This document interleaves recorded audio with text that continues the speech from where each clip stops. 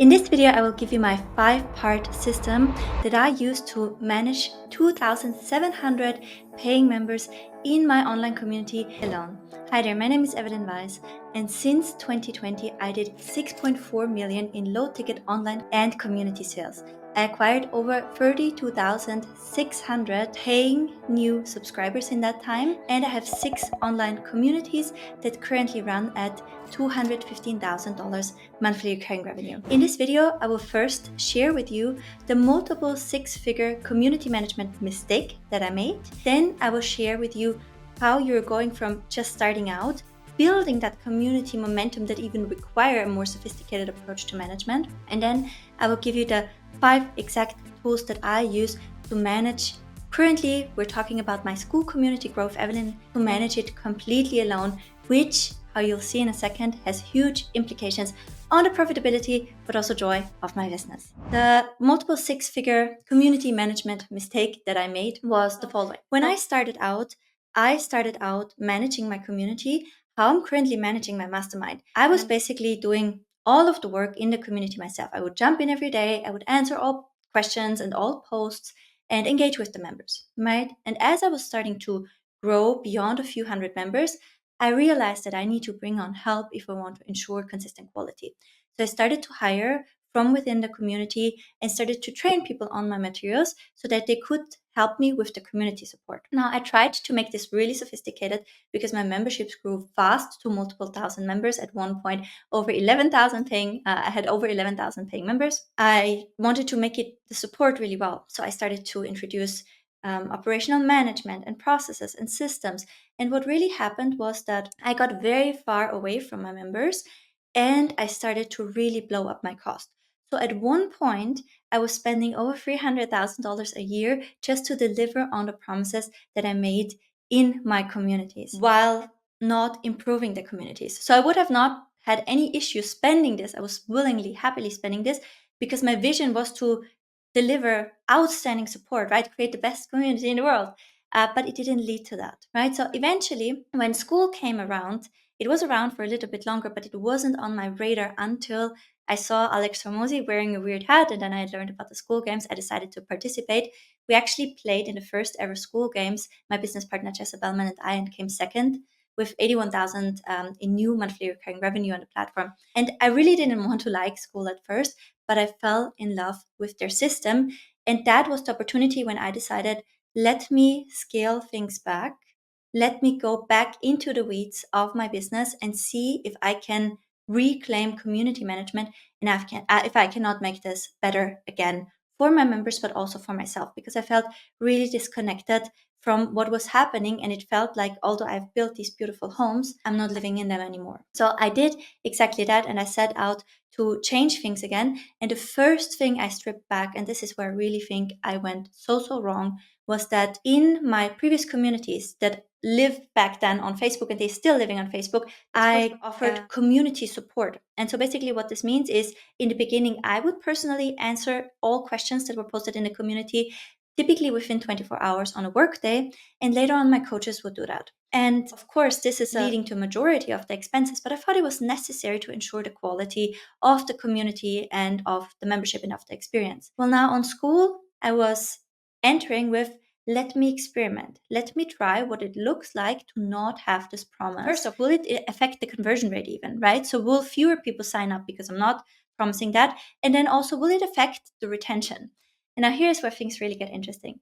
I got this idea, actually not myself. I wish I was this brilliant. But when I joined the school games, so I posted my first question and how do I transition my stuff from Facebook over to school? And I was waiting for an answer, and the answer didn't come. And then I started to look for similar posts in the community, right? And then also in the normal school community, I started Googling it. I was like, oh, there are already posts, right? Oh, okay, so this is how people transitioning. And then I started to tag people who wrote those posts, and I was like, hey, how did that go, right? And so I started to have my first real interactions with other communities members who have been through the experience, and I started to be immersed in the community. And it was a different experience for me, because you would think that I was used to community based on having communities, but I didn't understand I had a support ticketing system hosted in a Facebook group rather than a real community.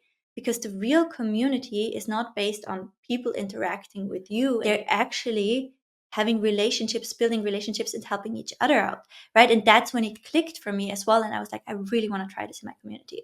So I didn't promise, the community support. And of course, in the beginning, it was a little bit of a cultural shock for some of my members. I actually made it a point to seed my new community on Skool with my alumni, so my most loyal members. I invited some of the existing ones, and then we did a deal for people that were eligible to be alumni to come in. So we were really starting with our best customers. And they weren't used to, wait a second, there's not like this question support. But because we kind of gathered the right people together, they would just start to converse with each other. And I saw the relationship building happening right before my eyes. And I could feel for the first time how this will now become so much bigger than I am. And I can now see it in the comments that I get under my posts, in the feedback that people leave under my ads. So now when I advertise Grow with Evelyn, or when there's an ad for my mastermind, something out there, the feedback go away from Evelyn is a brilliant teacher. You need to get into her world, right? You need to work with Evelyn. Now it's like, this is one of the best communities out there, because now it's bigger than me. And the beautiful thing is that when now I should be the weak link, because I'm only human, right? And I will have times where I can give so much. And then I will have times where I have a slow day and I need to lick my wounds and I can't give everything. Well, now there's more than just my capacity that holds everything together. And so that was the initial mistake that I made, that cost me so much, was thinking that the community portion of a membership actually needs to be a support element. And I was basically creating a ticketing system in a Facebook group rather than a real community. But still, there are things that we need to do to actually manage the community, right? And to keep it going and to make it this beautiful place. And those are 5 things that I'll cover in a second. But before that, we need to dive in a little bit, as in, how do you get now to this point where you have this engaged community core? And here I kind of want to jump back into my mastermind group that I started on Skool. So just like I have my relatively affordable, right now, $99 per month community on Skool, I also have a mastermind community that's currently in beta for $5,000 a year. And so I just want to quickly pull it up because I want to have you guys seeing the difference. So my mastermind is basically a community, and in here I'm giving support how I also would recommend you give support when you're just starting out with your paid community, no matter what price point you're at. You would want to have community support. You can do this with up to 100 members, and you should be doing it at no matter what price point you're starting your paid community at. Currently, I have 50 members in my Scale with Evelyn community. Some join directly, some through a payment plan group. But right now, I'm servicing 50 people in here in this way that I would recommend every one of you are starting out. And from my experience, I have capacity to do it up to 100 people like that, which is why I capped my mastermind at 100 people. For you, around 100 people, you would want to have a discussion with your community members that support that the community is now evolving because you're growing in size, right? But it's really important that you seed right and that you create the right culture and the right connection with your core members, with your founding members, right? So first element is community support. So when you are that small, you can definitely afford to go in every single day, check for all new posts, interact with all new posts, and leave your comment or answer under all new posts, right? So very similar as in how I did it in my Facebook communities, but you're doing it for a season, and the difference is that you're also not promising it on the sales page or when you're selling your offer, right? So when I sold my original memberships, I was promising the 24-hour community support on workdays. I'm not doing this anymore, right? I know that this is a season where I'm bringing the community off the ground, and I know that eventually I'll let it fade out after I have the initial members completely understanding who I am, my values, what the community is about, what we're doing here, how things work, because then they can amplify this culture towards new members. Okay, so that's the first thing that you would want to do. Now, the second thing is calls. Okay, so here you can see right now the December schedule. And here you can see there are multiple events where people can jump on calls. And the ones that here have the butterfly emoji, they are with me. And the ones that are with the heart emoji, they are with my coach. And she is just hosting co-working sessions. I have a deep work Zoom day where I'm on for 8 hours, just getting things done with members. And then we have those 1.5 hour mastermind calls, typically once a week. When you start your paid community and you're smaller, you can afford to do those calls where you jump on and where you talk with members on Zoom. And I would highly recommend doing this. It will kickstart the relationship and it will really help you to get them results and the transformation and really get your teachings off the ground and also get that messaging and solution intelligence. You would want to have that in the beginning all the way until you have 100 members. Now, another element of support that you would want to do in those early stages of your paid community is that when you see a member is struggling, you would want to send them a quick message and say, hey, do you want to jump on a quick call and let's look at this together? Let's discuss this, right? I can see you're struggling with this. Let's get it sorted. I did this a lot initially with my memberships, and I'm also doing it here in my mastermind. I didn't promise that the mastermind will be with one-to-one calls, but I can offer them when I see it's needed to get the member unstuck, right? So in your initial community, you want to put in a lot of effort into getting those core members as quick as you can, as far as possible, because they will be what amplifies your work when more people are coming in, right? And later on, as you have more people in, you need to shift to what I'm doing right now with more members, right? So as your membership grows beyond the 100 member mark, you can slowly but surely start to phase things out, right? So maybe you're just going in and liking the post, but you're not leaving a comment under every single post, right? You're maybe just answering with your own opinion when it is adding a lot of value or when you see the members in distress. And you can start to guide them towards, hey, this would be a great question for our next call. And eventually you would also want to start transitioning the calls. So let's look at the 5 core elements and what I am doing today. Now we're in Grow with Evelyn, and now we want to look at the community management at scale tools. The first thing is we need to withdraw from the community, right? So we never promised that we will be doing 24-hour written community support. And now we start to interact fewer and fewer times. And when we interact, we do it to reward the behavior that we want to see in the community. And that ties into the first tool that we have that in the Skool community specifically, and that is the pin posts. So here you can see I have pinned 3 posts at the moment. I always try to pin at least one member's post, and I reward when members are sharing their wins and when they do detailed debriefs and share what worked for them in great detail based on the things that we are doing in this community. You will see that when you don't do the deliberate community management, some members will come in and they will try to use your community as their platform as well.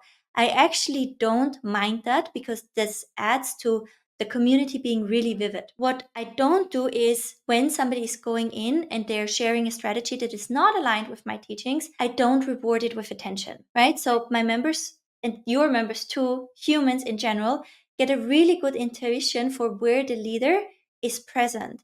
When I see something that I don't necessarily like, I don't interact at all, unless it is something that is truly illegal or harmful for my members or something that I really don't want to see in my community. Then I'll pull the post and I reach out to that member, right? And I might give a warning, and the next time they might be gone. When it is something that I'm like, yeah, I see what you do, I don't love it, I just don't interact because I interact intensely with the type of behavior that I want to see. And then I also pin it like this post from this member here that talked about how she covered her school cost and she did a detailed debrief.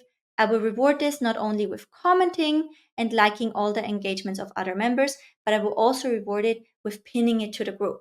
I will also use that pin function with members who do pour a lot back into the community, right? So they're intelligent. They're using my community as their platform, but they're doing it in a way that they don't withdraw from my authority in the group, right? And that lead members back into the teaching. Right? So they are platforming themselves, but in a very smart way because they're creating incentive alignments. It's good for them. It's good for me. We're not contradicting. Then I want to reward this behavior as well with pinning posts from those people and referring to those people back as well. So a lot of this is subtle and making sure that you are rewarding the right behavior, the behavior you want to see in the community with attention, and you're not giving attention to behavior that you don't want to see. You also want to use the pin posts for making people aware of the support opportunities that they have. And here you can see this is leading to the second tool that we have in our toolbox for managing such a big community alone, and that is a Q&A. So eventually, as you grow, you would want to transition from doing Zoom calls with members to hosting Q&As where members can submit questions and you're going to answer those questions. Now, here's what I do. I have this post, this one post that I use every single week to host my Q&A. And I'm just changing the headline and I'm changing the live, right? So I use a tool called StreamYard to schedule live streams on YouTube, right? And that tool also allows me to pull up members' comments and answer them in my live stream. I can then take the link and I can go ahead and I can update this post. So there's always either the live that is happening right now or the replay of that live that just happened. And here you can see what the post says. Catch the replay and ask your questions for the next live Q&A. Lovely members, please use this format. I borrowed this from Andrew Curry, shout out to him. My current situation is, my desired situation is, my problem is, my question is, right? So this will ensure you're getting really good questions. Before you share your questions, please utilize the community, search, then ask questions if you can't find the answer or need help as much as possible to get answers and unstuck quickly, right? So I'm funneling them back into the community because at this point, a lot of our members are able to help each other out and point another member in the right direction. So members don't have to wait until the next live Q&A to get their questions answered. If there's a question that you think only I can answer, please drop it below. Thank you. Right? And but then when I am answering the questions during the live Q&A, I will pull up the question of the member on the screen, right? And then I will answer the question, link back to the video, and I will say, I'm answering this around and so in this case, I said 34-minute mark, right? Because I answered it around 34 minutes into my live stream. Then I link back to the live stream. What this does, it creates a post that has a ton of questions answered, and members actually go back, they see what questions did others ask, and they jump into that time on the live stream. And I used to do like all kind of things where I went back into the live streams and I timestamped it. And here this post basically has everything in one place, right? It has the documented history of all questions that ever got asked in a live stream. It has all previous live streams. And when I am live, I'm just changing the headline in the post and I say, we are live, drop your question below, right? And this is how I basically maintain this post and this very efficient protocol of all the questions that I had answered. So this is the live stream post. Very, very good. And as your community grows, you're replacing the Zoom call with a live Q&A. Now, the third tool is when help is needed, deeper connection with members. So I do still love to connect with members in a Zoom setting where I can really see their face and where we can have a conversation. But realistically, I cannot do this more than once a month, especially now that I also have the mastermind where I'm doing those things weekly. So once a month, I have an open Zoom where everybody can come and jump in, and on a first come, first serve basis, I'm answering their question in a coaching conversation, right, or in a consulting conversation, and I get them unstuck. When members don't want to wait for that and they want a personalized feedback beyond what I can do in the live Q&A, we have personalized video feedback as well. I'm going to touch on that in a second.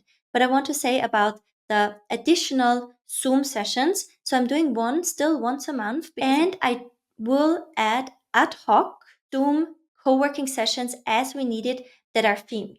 So here I have one coming up. And this is also, by the way, how we want to add training to the community, right? So after you have your initial, this is the transformation, your members will have struggles and you would want to help them overcome it. When you see you're reaching the point in live Q&As and from where the community you can steer, typically this is what you will see happening in the community. The conversations will get very scattered. You'll see a lot of people popping up with opportunities they had caught on a random YouTube video in another community, right? So you'll see that the conversations in the community, they will start to get scattered and be all over the place. That's the point in time where you want to come in and you would want to create a training that bundles them. And you can use that training also in a way that you're acquiring new members. We're still in this, this is the third tool, the ad hoc Zoom sessions, but we want to now define when do we want to add them. So we want to add them when conversations get scattered, and we don't just want to create them and let them sit there.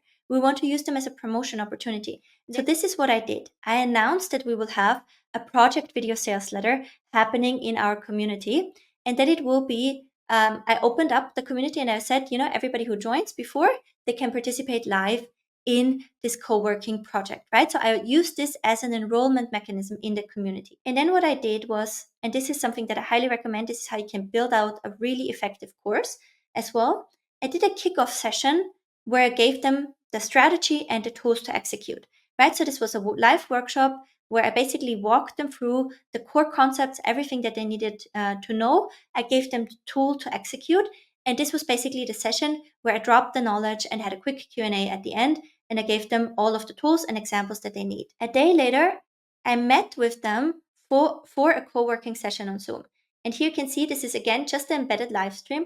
And we were on here for 3 hours and 5 minutes writing our video sales letters together, right? So first day is knowledge drop. Second day is co-working. We are doing this. You handhold people really through the journey. I did this with the Pomodoro technique. I was stopping the time, right?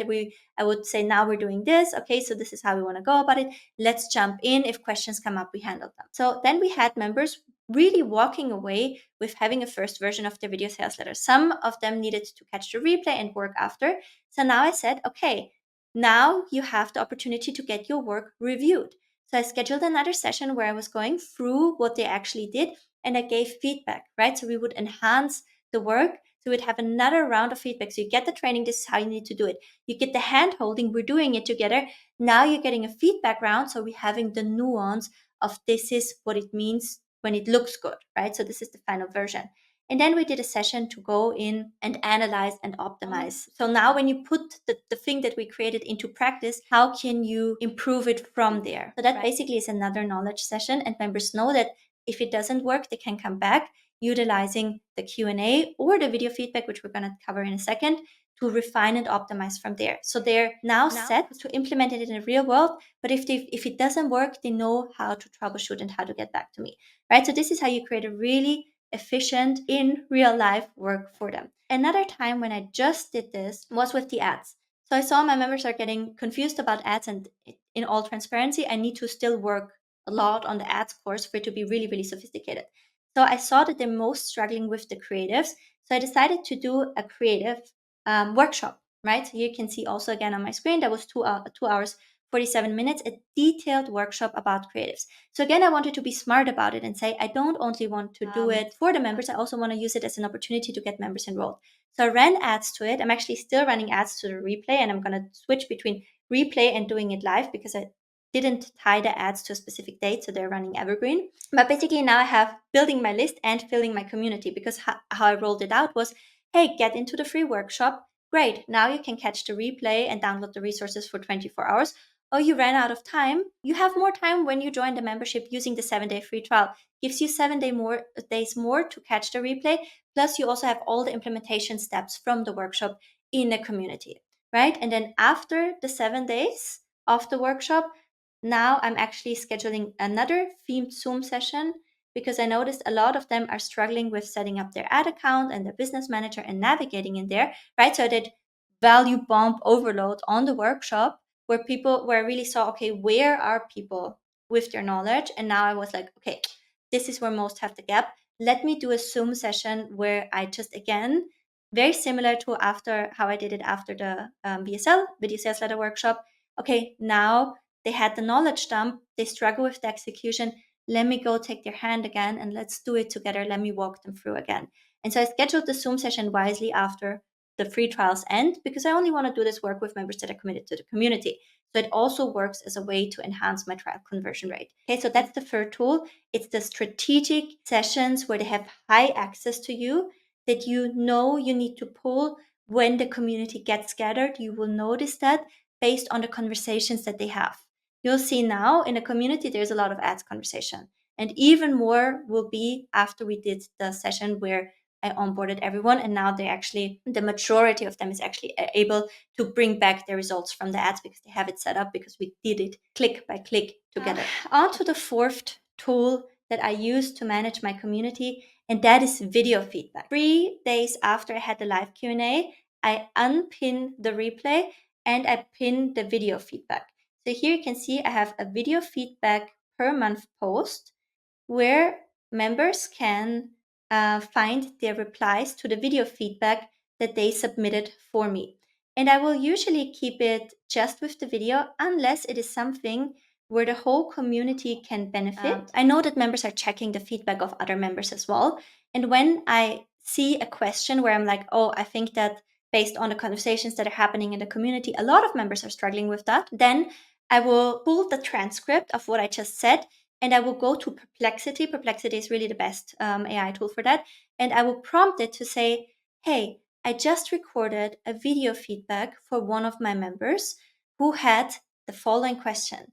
Please summarize my answer in a way that all my members will have a key takeaway. Here's the title under which I would like you to summarize what I just said, right? And that gives you a really good, very well structured output so that that feedback that you gave to this one member is now consumable for every single one of your members. Sometimes the question will be so important and so good that I actually pull it out completely and I make a post, like a micro training in the community. So here you can see I had a question about this semi-evergreen workshop that I'm running right now with the ads. I answered this member's question in a 24-hour long Loom where I broke down the strategy step by step and I brought it together for all members by giving detailed feedback also on his work.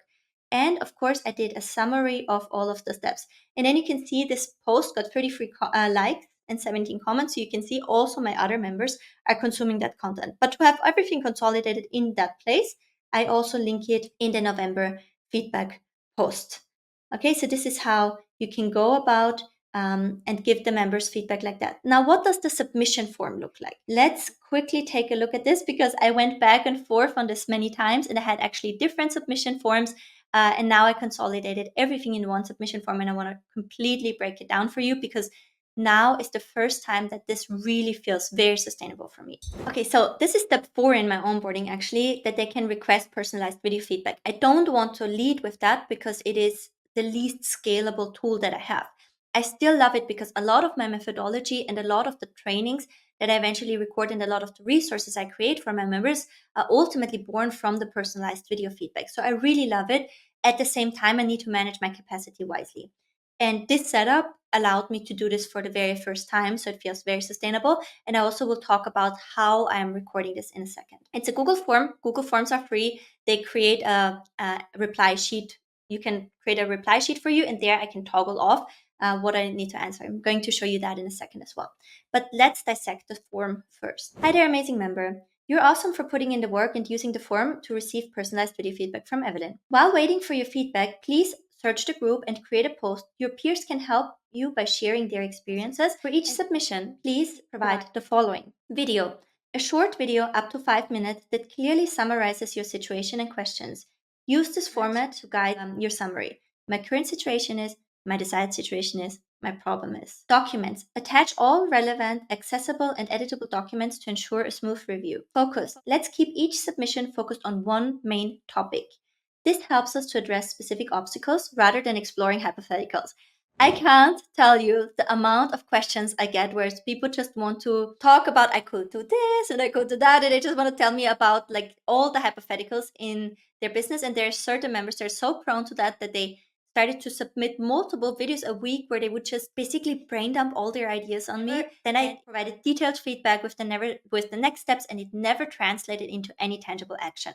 So I really decided to cut this off. And this alone reduced the amount of work, and it also makes it, less frustrating because we don't want to dwell and daydream. We want to take action. Turnaround time, I aim to provide feedback within 1 week. So I used to have 48-hour turnaround time on ads, and I used to have 7-day turnaround time on more strategic questions. And I realized that this is giving me so much pressure that I really start to block. And now that I actually have these boundaries set, I am on the 3rd day. Right? So on average, it just gave me a little bit of room to breathe, and I would get like panic when I knew I was on the last day, but something would happen. For example, I couldn't give Danny to daycare on that day, or we would be traveling, or I had to be on the 1-day events in Vegas, right? So that really takes off a lot of pressure that there are no hard deadlines for me, and that I'm setting that expectation at front. A few times a year, I travel briefly, during which I will temporarily close the form.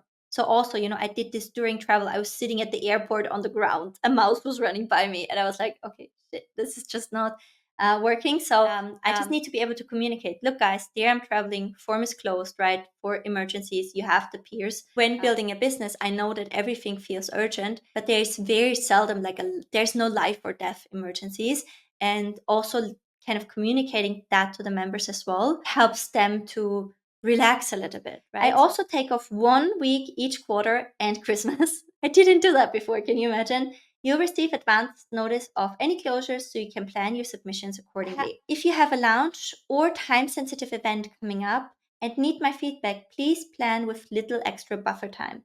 Remember, the community is always there to support you, and if you're a coaching membership method, Funnels and Ads Pro member, our coaches are available to help you too, right? So a lot of boundaries and expectation management in here. Then we have the email. Then this helped so much. I added this question in. Did you ask your peers in the community for feedback? Yes. And now I really need your eyes on it. No, because this is something only you can answer. Other. This is so good, and I can see that it redirected a lot of people into the community because I'm now seeing a lot of questions that start with, I saw the form, I thought I have to ask here first, right? Or I wanted to ask here first before submitting. So I see members really using that, and then they get beautiful answers from the community because most of the time it's something that the members that have been around for a little bit or that are further in their journey, they can answer it just fine. And then it also creates, again, the connections between the members with each other, which makes the overall community more valuable, more sticky. Okay, please submit your Loom video with a maximum recording time of 5 minutes here. I will not review longer videos. You can use the free version of Loom here to record. I highly recommend Loom. One thing that I really love about Loom is that I can put comments. So while I watch the video, I can already take the notes of what I want to say to the member. And then when I record my feedback, I basically just go through the notes. And that also helps me to keep my answer concise and to keep focused just on the next step that the member needs to take, because I tend to see like the big picture of where they should go. I used to brain dump like all of the steps and all of the vision on them, and I actually overwhelmed them. So it makes me more efficient I use less time to record. And at the same time, it also helps me to not overwhelm the member. Plus, I can strip the transcript from Loom. So sometimes I will have a member where I really don't understand what their question is. I can strip the transcript, and I can go to Claude and I can say, can you help me to understand what this person is asking? And it makes my life so much easier, especially if I already did 10 reviews and my brain is really, really starting to get that decision fatigue. Total game changer. If you need help with your ads, please make sure to show me your numbers exactly like this, right? So you need to let your members know what you need to see from them in order to provide proper feedback. If you're unsure, watch this quick video on how to submit a good video. So I also did videos where I explained to them how to create a good video. Please submit an editable Google Doc with links to the information I need to provide you with sophisticated feedback. Please note that the purpose of personalized video feedback is strategic guidance. And while I'm happy to take a look at your sales page, ad copy, and emails, include the number of recipients, open rates, click rates, I want to make it clear that this is not a personal, unlimited review service of your every asset and move in business. I really had to set this boundary. I had a few members that would put every social media post that they make, every email, every LinkedIn message they send in here. And it was just getting, to a point where they would send me a document with 3 pages, review this, review this, you review this, you review this. It doesn't make sense. Plus, again, it doesn't create empowerment. It creates this over reliance on the guru, right? And so this is definitely not what we want. So I also wanted to clarify this expectation and see how I also use the questions to break down the expectation management a little bit so it's easier for members to actually read and digest as they submit. If you're unsure, please watch this quick video and see how to submit an editable Google Doc with links. So a lot of members didn't know how to record a Loom, right? They didn't know how to create a Google document and share an editable link. So it's small for you if you're using those tools and if you're working with them. For you, it's a small thing, but for a member, it can really hold them up quite a bit. Does your feedback need to be prioritized over other members' requests? So I deliberately put it like this, which is also helping them to understand if you're always saying, I'm priority, I need feedback right now, I need this urgent, you're also forgetting that there are 2,700 other people that also do stuff. If you're unsure, watch this quick video to how to select your priority, right? So again, educating people around what is really something that should be prioritized versus not. Because if everybody uses it as intended, I'm actually faster overall. Okay, because otherwise, I keep prioritizing like certain members. So when I see a pattern of this arising, I really directly reach out to this member in a personalized message to re-guide the behavior. And it's a lot of work. I actually got this from Calvin Hollywood. I did an interview with him for my podcast, and he told me that he handles it like that. And while, initially it takes a lot of work, it makes your overall life and the overall community experience for yourself and for your members so much better. So when I'm going through my list, I'm going to show you my list in a second. We're going to blur out the names. I can see, okay, who do I need to prioritize when there's very stressful times where I can only do so much. And then obviously like the consent that they will be contacted with their answer. Okay, so now let's very quickly look at the review sheet of this. Here you can see right now I'm down pretty much to 1, 2, 3, 4, 5, 6, 7, 8, 9, 10 feedbacks. And so typically I like to check, if something has really a lot of urgency. Over time, it starts to create a good balance, especially because we didn't have a lot of balance, and I started to call out in my live Q&As where I would say, I'm surprised how many people are picking urgent. And then it's actually nothing urgent, right? So I say this in front of the whole community without saying it to a specific member, so that some members just can be a little bit more mindful about their submission as well. Typically, when I see, okay, these are the reasons, I can prioritize accordingly, and then I try to not run too many days behind. Now, a last tip that I want to share with you is how I'm going about recording these feedbacks. So this is a task that for some reason I dread a little bit. And I don't like having to follow like certain deadlines or certain rules. Something in me just gets rebellious about this. And I notice about myself. So what I try to do is I try to decrease the time to work. And so basically I know that the first thing I will do in the morning is to get into feedback. The first thing I do is mastermind feedback, right? Because this is just my highest container. After that, I go into the members' feedback. And what I will do is I will go to my clock. See, here you can now see the stopwatch. I will set the timer and I will dive into the first feedback, right? And so I know that on average, I can spend a maximum of up to 10 minutes on average per video feedback.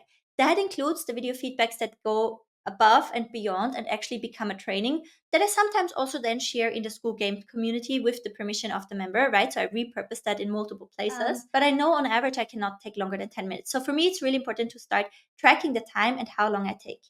That really helps to, again, create the filter in conjunction with me typing out the comments and then recording my feedback. Now, the other thing that I do is when I finished with one, I immediately reset the time and I start the next. So what I did is I did procrastination in between feedbacks. When I had a feedback, I was posting in the community. I was seeing a post and I was, butterflying a little bit around in the community, and 10 minutes gone and 15 minutes gone and 10 minutes gone. So now I don't allow myself that. Video feedback, pause, next, pause, next, pause, next. And I get so efficient at this.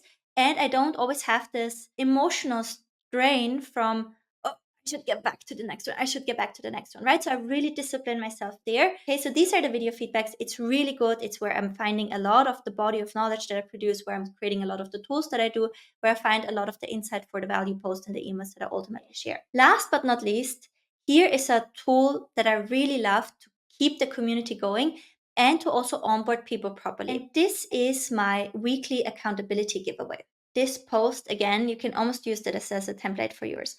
So I actually had a discussion with Andrew Kirby about onboarding, and I'm personally convinced that this is a brilliant onboarding tool. Okay, so here, this is my step 2 in the onboarding. It's my activation step where I say win up to $500 declaring your goals, right? And the old post got too big. Here you can see in relation now to, you've seen how many thousand comments the Q&A post had, and now you can see how much more this giveaway post is. Right? It's so much more engaged than even the feedback. So here you can see how it works. This is how I'm activating members and how I help people to keep making progress in the community. People will stay as long as they're getting value out from the community. As long as they're making progress in your community, they will stay, right? So this is why I think this is brilliant for the onboarding, but also for the ongoing. And when people are coming in, of course they want to win money. Like, money is relevant for everyone. This is the first activation step, and all they have to do is declare their goals and then come back and update on their goals. So when I'm now coming in and I actually want to win, I want to declare my goals, what do I naturally do? I see what goals others declare. So now they're getting educated as in what are the shared goals of this community. Without them having to watch a video or anything, they're picking it up through the lines from their peers. Stay accountable and win up to $500. We're here to help you stay accountable in a simpler way. Step 1, weekly goal submission. Every week, post your free goals for that week in the comments below. Step 2, status update. Before the week ends, share an update on your goal and your biggest win of the week, regardless of whether you've achieved your goals. The focus is on staying accountable, right? So they are allowed to come even back and participate in the giveaway if they're just coming back and say, this is what I did, right? So it's a way to keep holding my members accountable. Weekly timeline. Weeks run from Monday to Monday, starting and ending at 9 a.m. CET. Example provided. I've included an example format below to ensure clarity. Please follow this to ensure your submission counts. Monthly rewards. First 3 weeks, every week we'll randomly select a participant who correctly submits their goals and updates to win $150. Fourth week bonus. If you participate and follow the format for all 3 weeks, you'll enter into a special draft in the fourth week with a chance to win $500, right? So there's a reward to the reward of staying accountable. We're excited to see your progress and celebrate your wins, big or small. Let's keep each other accountable and motivated. And then you see here is the format for the post, what they want to do. And then they follow up with a comment to their comment and updating if they have it done. That means they're entering the giveaway, and we track the submissions, and we track who has participated in all 3 weeks, 4 weeks done, and we're drafting a winner. So this has really been a game changer when it comes to giving the community momentum, keeping members accountable, and helping somebody in getting immediately understanding what the community is all about and what their shared goals are and what people are working on, right? And then we also announced the winners in a post that, hey, this person won, right? And everybody congratulates. So it's something that loops members back in every single week. And these are the things that I use to manage my community with 1,700 members pretty much alone at this point, while also running a mastermind, while also running an alumni group, while also running still free groups on Facebook. There I have the help from my coaches, but school, I feel so much more connected with the members, and at the end of the day it's a lot more profitable and a lot more enjoyable, and I believe also more valuable for the members, which is at least the feedback that I'm getting there. All right, I hope you found this helpful, and I can't wait to see you in another video.